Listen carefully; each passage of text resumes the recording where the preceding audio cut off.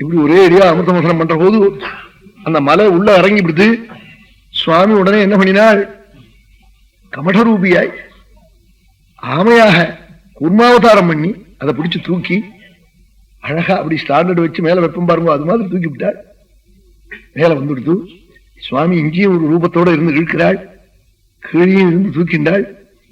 அப்படி அந்த மந்தர மலை உருள்ற போது சுவாமிக்கு அந்த தூக்கம் வந்து அந்த தூக்கத்துல மூச்சு விட்டு இந்த சமுத்திர ஜலம் உள்ள போய் வெளியில வந்த வேகம் தான் இப்போ இன்னும் யாத்தாயாதம் அத்தந்திரிதம் இன்னும் அலை அடிச்சுட்டு இருக்குன்னு விட்டாள். நத்யாபி விஸ்வாமியதின்னு விட்டாள். அவன் அங்கேருந்து உள்ள விட்ட நல்ல பலிஷ்டனா இருக்கிறவன் பந்த ஒரு அடி அடிச்சான்னா அது 5-6 தடவை அங்கேயும் இங்கேயும் நல்லறம் இருக்கும். அது மாதிரி சுவாமி விட்ட மூச்சு உள்ள போய் இன்னும் அப்படியே அந்த அலை அடிச்சு நடக்கு. இல்லவனா அலை அடிக்கிறதுக்கு என்ன தத்துவம் ஆறு சொல்ல முடியும்னு கேட்டாள். யாத்தாயாதம் அத்தந்திரிதம். அவன் இன்னமும் ஒருமனை அத்தியாபி விஸ்ராமியதி தரித்திரன் விடுற மூச்சா எத்தனையோ பாடுபடுத்தி போடுறது. அதுவும் இந்த மூக்கு பொடி இடி போடுறவன் அந்த குரடு விட்டான்னா என்ன ஆறு தெரியுமோ, ஒரே அடியா இந்த அதிர்வடி கிளம்புறா போல கிளம்புறது. அப்படி இருக்க போது இந்த சுவாமி பரமாத்மா விட்ட மூச்சு என்ன பாடுபடுத்தாது, இன்னும் அலடிட்டு இருக்கு சமுத்திரம் அலை, அதனாலதான் ஓடிட்டு இருக்குன்னா. அப்படி கமட ரூபியா இருந்து சுவாமி அப்படி அங்க ஒரு திவ்ய ரூபத்தோட இருந்தாள்.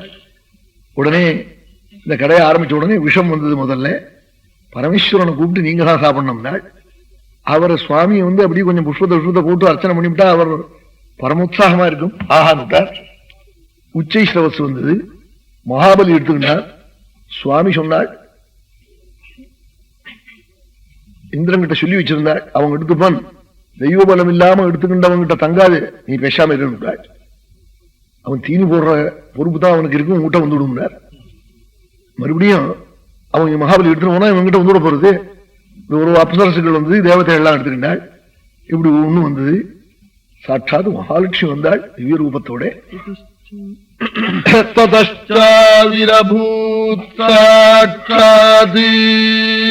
ஸ்ரீரமா பகவத்பரா சஞ்சயந்தி திசஸ்காந்த்யா வித்யுத் சௌதாமினீயதா.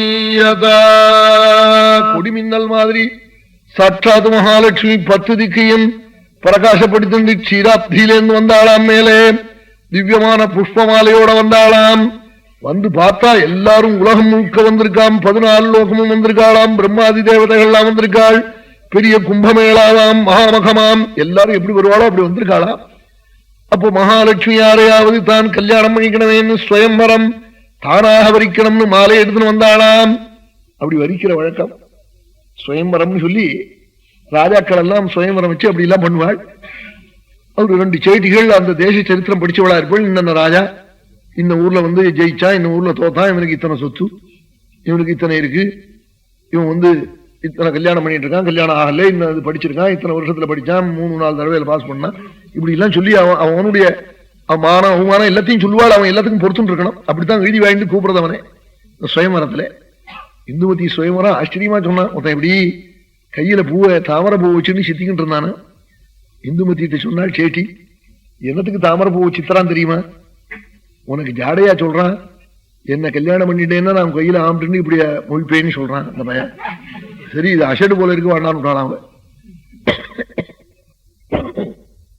நீ போய் சிக்கேவா பாத்தீங்கன்னா காளிதாசன் ஆச்சரியமா இந்துமதி சுயம்பரத்துல. அப்படி சுயம்பரம் மகாலட்சுமிக்கு சேட்டி கட்டி சொல்ல வேண்டியதில்லை, அவளே பார்த்தாள்.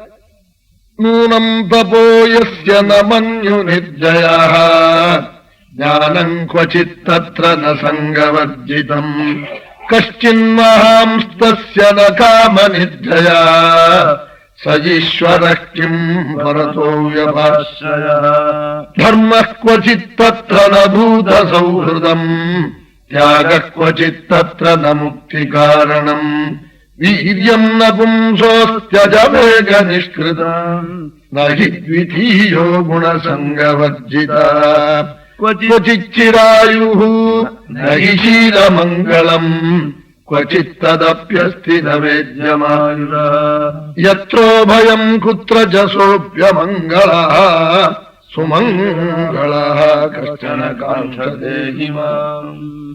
ஒரு தபஸ்வி இருந்தாராம். அவர் கழுத்துல மாலை போடலாமோன்னு பார்த்தாளாம். ஆண்டாம் மகாலட்சுமி ஏன் நாள் பரம கோபிஷ்டராம். நூனம் தபோயஸ்ய நமன்யு நிர்ஜயா. கோபத்தை ஜெயிக்காதவராம். கோபம் என்ன பண்ணும் தெரியுமோ? அது எதோ பண்ணும். கோபே விதியதான். கோபம் வந்தா கோபத்து மேல கோச்சு கொடான்னு ஞானவாசிஷ்டத்துல. கோபம் வந்தவன் இன்னத்தை பண்ணுவோம் இன்னத்தை பண்ண மாட்டான்னு சொல்லி முடியாது. ஒரு சாஸ்திரியில அர்ப்பிசி மாசம் என்ன வச்சுக்கிட்டார்.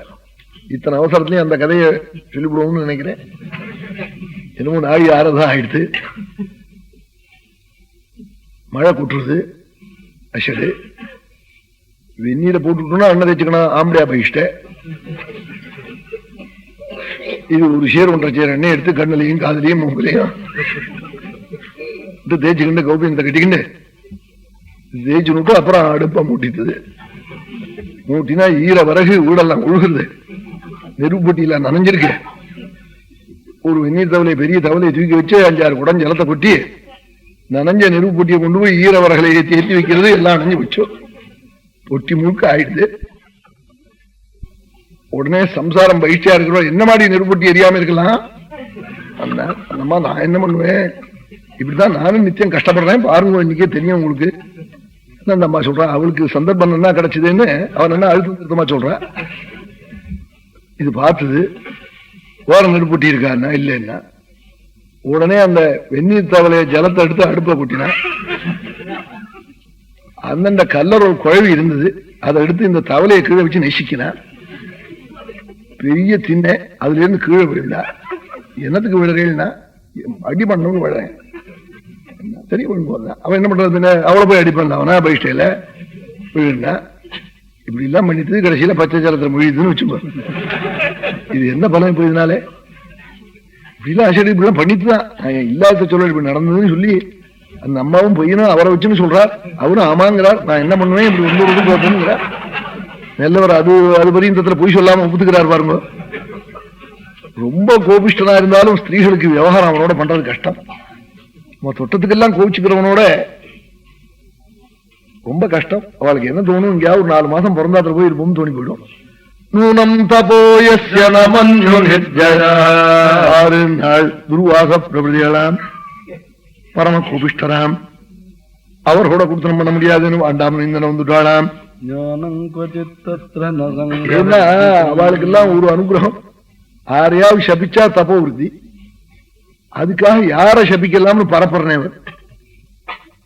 அவன் நியூசன்ஸ்ல 30 தேதிக்குள்ள 2 பேரை சார்ஜ் பண்ணா 10 ரூபாய் சம்பளம் கூட. குளத்தங்கரையில குந்திண்டு சந்தியாவந்தனம் பண்றவரை கிளம்புங்கிறான்.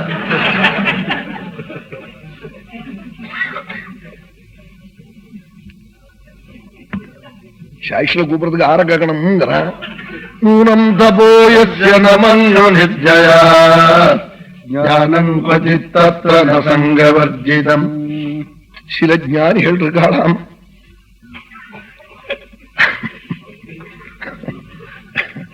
சந்தியாவந்தனம் சாஸ்திரியில தான் பண்றதுன்னு ஆயிடுச்சு. அப்படி வந்து வெடிஞ்சிருக்கு. அதை நினைச்சா எனக்கு சிரிப்பு வருது. என்னமோ சந்தியாவந்தனம் பண்றதுன்னு ஒரு கோஷ்டின்னு தள்ளிவிட்டான் எல்லாருமா சேர்ந்து. இப்படி பண்ணிவிடுவோம் இவ்வளவு சீக்கிரமா நினைக்கல. ஆனா இது இந்த கூட்டமா பண்றது முழுக்க இதெல்லாம் வந்து முடியும்னு எங்களுக்கு தெரியும். 30 வருஷத்துக்கு முன்னாடியே சொன்னோம். அப்படியே ஆயிடுச்சு எல்லாம். இப்ப எல்லாரும் புரிஞ்சுட்டு இருக்கான். புரிஞ்சுன்னு பிரயோஜனம். விடி விழுந்து மரம் எரிஞ்சதுக்கு அப்புறம் தெரிஞ்சுட்டு பிரயோஜனம்.